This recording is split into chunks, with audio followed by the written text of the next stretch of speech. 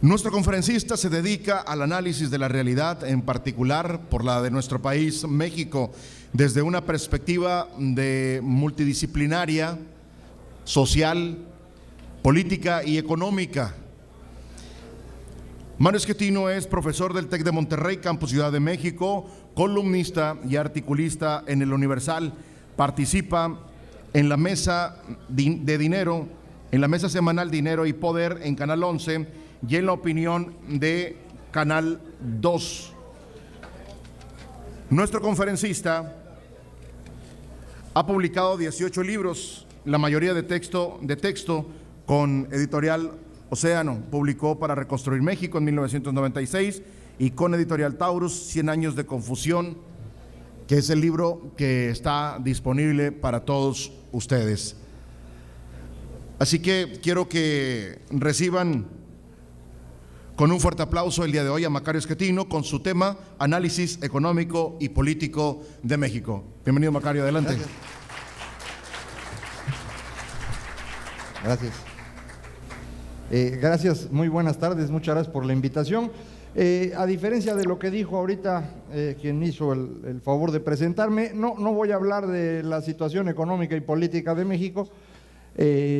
Siempre pasa lo mismo, acabo hablando de otra cosa. Entonces, voy a hablar de algo que le llamo cambio de época, porque creo que es muy importante comentar con ustedes lo que está pasando no solo en México, sino en el resto del mundo. Estamos viviendo una transformación a nivel mundial extraordinaria. Y creo que vale la pena platicar de eso para que todo esté más fácil de entender. Estamos viviendo una transformación de esas que ocurren muy rara vez en la historia. Nos tocó a nosotros y esta transformación afecta a todo el mundo, nos afecta a nosotros también, otro México. Y luego quiero hablar con ustedes de este periodo en el que estamos viviendo, que yo le he llamado el interregno. Uso esta palabra porque se oye bonito y parece que es importante, pero en realidad quiere decir entre regímenes. Terminó el régimen de la Revolución en 1997, no hemos logrado construir un régimen sustituto de ese, y por eso nos sentimos mal. Es decir, si ustedes ven los datos de lo que ocurre en México, el dato de lo que quieran, de cualquier variable económica o social o la que a ustedes les guste, en todo estamos mejor hoy que en cualquier época pasada. Todos los datos de México indican que hoy estamos mejor que en cualquier otra época anterior, y sin embargo ustedes están de malas, ustedes están enojados, no les gusta lo que está pasando. Bueno, la razón no es que vivan peor hoy que en otras épocas, la razón es que ustedes no saben a dónde va México, y eso es lo que los angustia. Nuestro problema es un problema de rumbo. No hay un rumbo claro y eso es lo que nos hace sufrir conforme va pasando el tiempo, y eso es lo que nos ha angustiado, y por eso nos sentimos preocupados sobre lo que está ocurriendo en México. Bueno, eso se va a acabar en los próximos meses y quiero platicar con ustedes con respecto a ello. Pero déjenme empezar por la parte de lo que está ocurriendo en el resto del mundo. Hubo crisis, como todos se acuerdan, una crisis financiera muy importante que inicia en Estados Unidos en 2008 y luego en Europa en 2010 y se ha seguido hasta la fecha. ¿De dónde viene la crisis? La respuesta inmediata que todo mundo dio es culpa de los financieros, porque los financieros nos caen mal, ¿no? Uno nunca quiere a los financieros porque cuando hay crisis y uno necesita el dinero, los va a buscar y el dinero ya no está, y entonces siempre se enoja uno con ellos, entonces siempre los culpa uno, pero en realidad muchas veces ni siquiera tienen culpa ellos, y en esta ocasión eso es lo que ocurre. El origen de la crisis no es que los financieros sean malas personas, eso es otra cosa. El origen de la crisis es un exceso de deuda. Hubo un endeudamiento demasiado grande en Estados Unidos de los consumidores y en Europa de los gobiernos. Y estas deudas, el problema que tienen, como todas las deudas, es que algún día hay que pagarlas. Y en el momento en el que hay que pagar, ninguno de ellos tuvo dinero, ni lo tenían los consumidores en Estados Unidos, ni hoy lo tienen los gobiernos en Europa. Y eso es lo que está generando la crisis. Lo que normalmente uno no se pregunta es de dónde vino esto. O sea, ¿por qué se endeudaron los consumidores en Estados Unidos y por qué se endeudan los gobiernos en Europa? Y peor, ¿por qué estas dos cosas ocurren al mismo tiempo? Eso es lo que hay que explicar. Y la explicación es muy interesante. Cuando vemos la explicación que yo creo que es la más útil, estamos viviendo una transformación tecnológica muy profunda.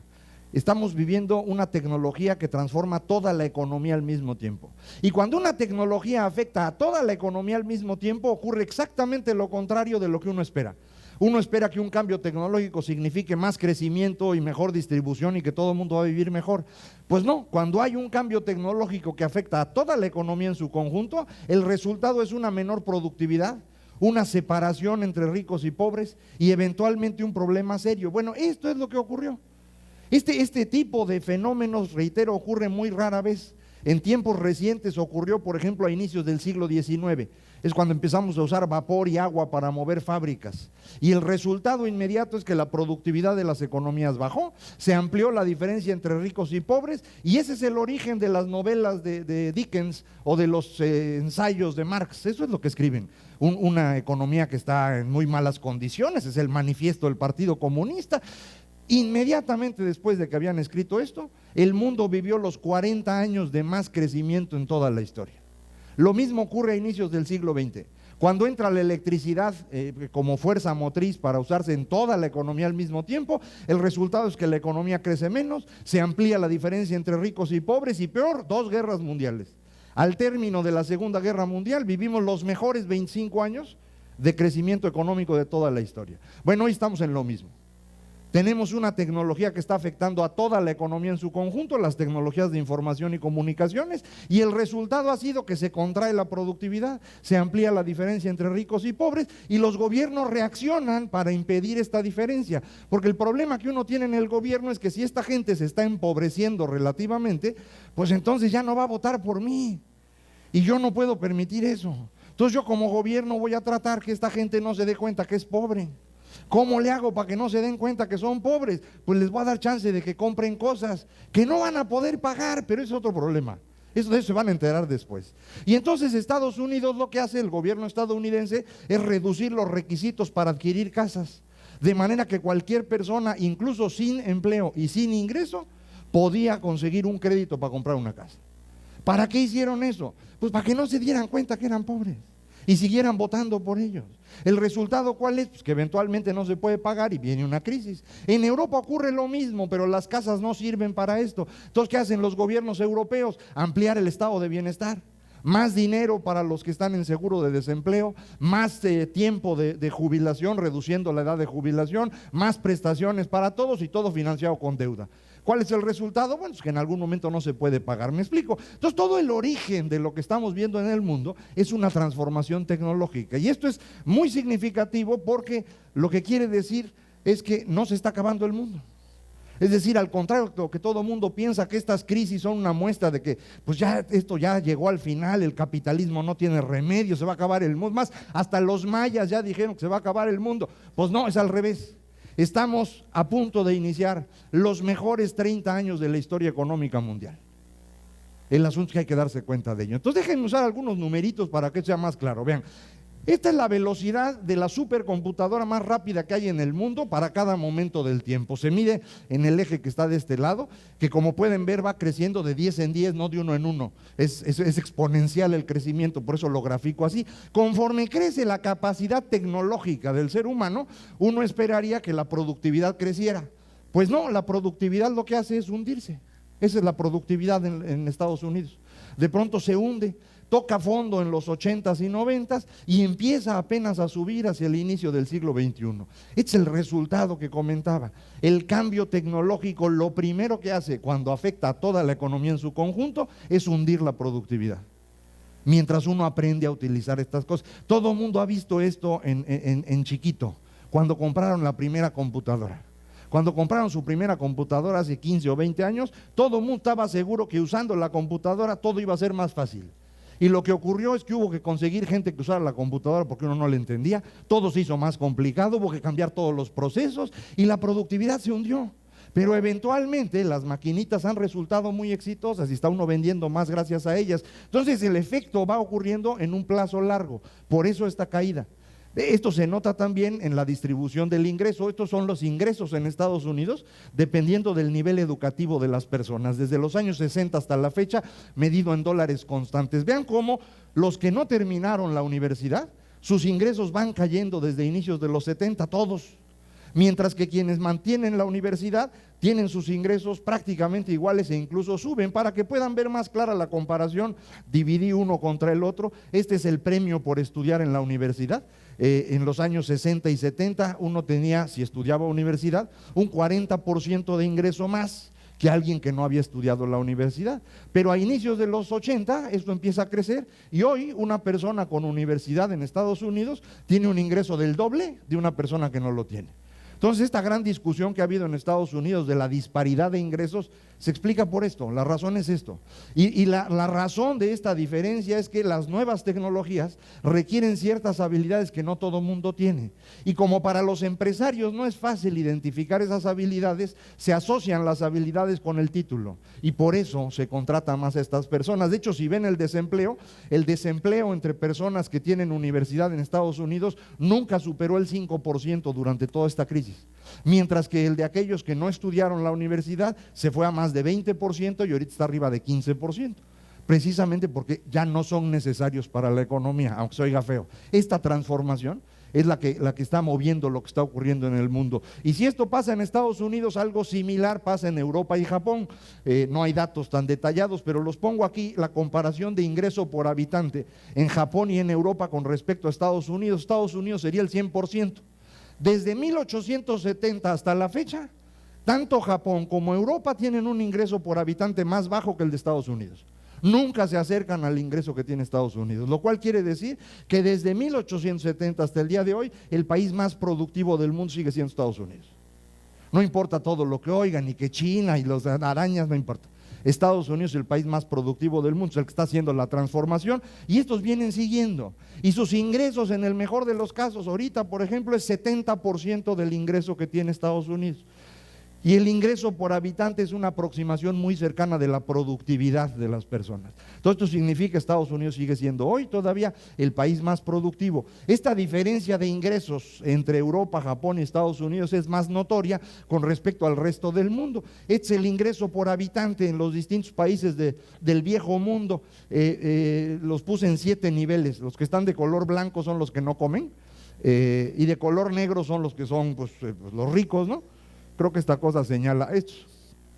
Estos países son los ricos, que como ven eran 70% del ingreso de Estados Unidos. Lo mismo Japón, Corea, Australia, Nueva Zelanda. En un segundo nivel está Arabia Saudita.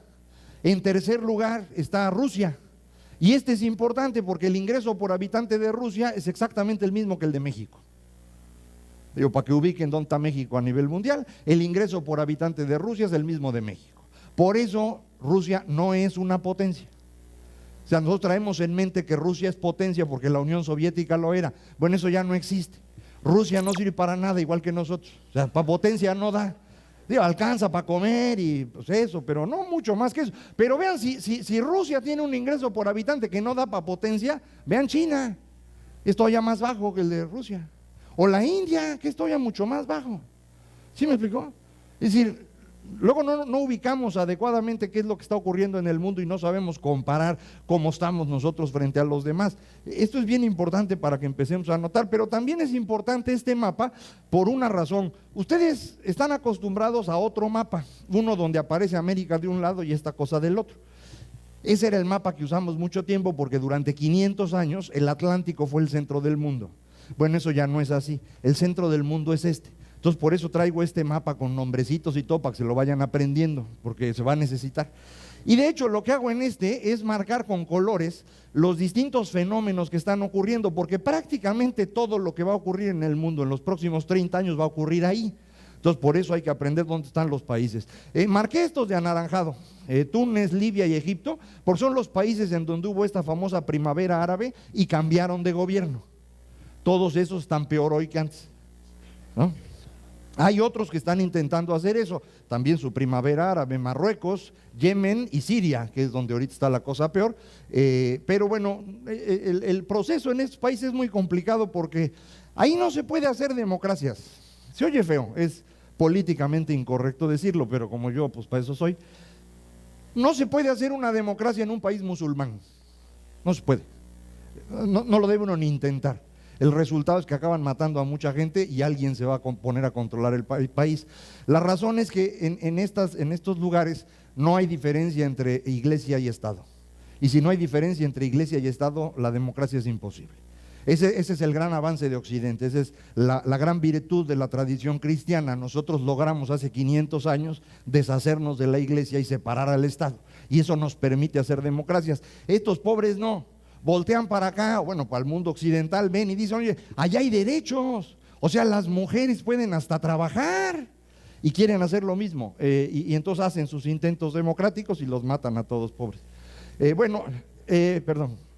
Aquí está, estos estados que marqué aquí, o países que marqué aquí, de color rosadito, son países en los cuales China está invirtiendo mucho, porque China, como saben, para mantener su crecimiento necesita petróleo y metales que no tiene, y lo está comprando acá. Entonces China ha estado invirtiendo cantidades muy importantes de dinero en todos estos países que están de rosadito aquí. Estos dos ashurados son dos países en los que China invierte porque son países petroleros, es Nigeria y Sudán. Los dos países son una pachanga espantosa, prácticamente no tienen gobierno. De hecho, Sudán se partió en dos en octubre pasado y ahora hay Sudán del Norte y Sudán del Sur. Sudán del Norte es árabe, musulmán y no tiene petróleo. Sudán del Sur es negro, cristiano y sí tiene petróleo. ¿Qué va a pasar? Se van a matar. De hecho, ya se empezaron a matar y lo más probable es que en las próximas semanas ustedes oigan de la guerra entre los dos Sudanes, que va a ser una catástrofe humanitaria, pero reitero, son lugares muy complicados. Estos son peores todavía, miren los colorados, Pakistán y Somalia. En Pakistán y Somalia no hay Estado. De hecho, en Somalia nunca ha habido Estado, no se puede hacer un Estado ahí, es una zona tribal y se la pasan matándose entre ellos, no se puede. Pakistán sí llegó a tener Estado, pero no la está librando, es muy, muy complicado. Estos dos países de color violetita son Afganistán e Irak, en donde está Estados Unidos. Y los que marqué de color azul oscuro son los países aliados de Estados Unidos en la zona. Son países que tienen un acuerdo con Estados Unidos de defensa mutua, lo cual significa que hay militares estadounidenses destacados permanentemente en esos países, que son Corea del Sur, Japón, Filipinas, Tailandia, Australia y Omán. A la India la puse de color azul clarito porque todavía no decide qué va a hacer, si es aliado de Estados Unidos o no, ahí anda dando vueltas, entonces por eso la puse de azulito. Aquí les decía yo va a pasar todo, lo primero que está pasando, la crisis del euro. Como ustedes saben, ha habido problemas muy serios en Europa, ahorita están en España, ya pasaron por Grecia, por Portugal, por Italia, ahora están en España, van a seguir con Francia, nomás que termine la elección, se pasan a Francia los problemas, y los problemas tienen el origen que comentábamos, los gobiernos gastaron más de lo que tenían, y para pagar la solución, nosotros la conocemos perfectamente en México, es más impuestos, menos gasto y menos dinero en circulación. Y eso lo que significa es que hay que trabajar, pues, y eso no se lo dice uno a la gente. O sea, un político que se precie no va a decirle a la gente que hay que trabajar, porque todo el mundo se va a enojar con ellos. Entonces todo el mundo finge y no le quiere decir eso a los votantes, y por eso todos los gobiernos en Europa se han ido cayendo. Se cayó el de Grecia, se cayó el de Italia, en España fue sustituido el gobierno del Partido Socialista, y en Francia el señor Sarkozy pues ya empezó a perder y muy probablemente pierda, porque es dificilísimo sostenerse en el poder pidiéndole a la gente que trabaje. Eso no se hace. Por eso ningún candidato ahorita les va a decir a ustedes que hay que trabajar, todos les van a decir que les van a cumplir todo lo que ustedes quieren, ninguno tiene razón. Bueno, las revueltas árabes de las que ya hablaba yo hace ratito, el asunto más grave que tenemos ahorita es Irán. Irán ha estado queriendo hacer bombas nucleares y nadie quiere que las haga, entonces empezó un bloqueo comercial y entonces los señores de Irán amenazaron con cerrar el estrecho de Hormuz. Este es el estrecho de Hormuz, esta cosita de aquí, por ahí pasa el 20% del petróleo del mundo, que es el 40% del que consume Europa. Entonces por eso el precio del petróleo hoy está en un nivel alto, porque todo el mundo está preocupado de que estos monos de veras cierren ese espacio. Para que no ocurra, Estados Unidos ya mandó sus barcos, ya los amenazó con que no lo pueden hacer, y va a haber guerra ahí, va a haber guerra. La única problema aquí es saber la fecha, y todo depende de si la guerra le sirve o no a Obama para su reelección. Si le sirve a Obama para la reelección, la guerra es antes de noviembre. Si no le sirve, es después de noviembre. Pero hay guerra, o sea, no hay manera de evitarlo, porque los señores van avanzados con eso. Israel, de hecho, técnicamente hablando, ya está en guerra con Irán. Israel lleva 2 años matando a todos los científicos que están asociados al programa de desarrollo de las bombas nucleares. Uno tras otro los ha ido matando, y pues los iraníes están enojados.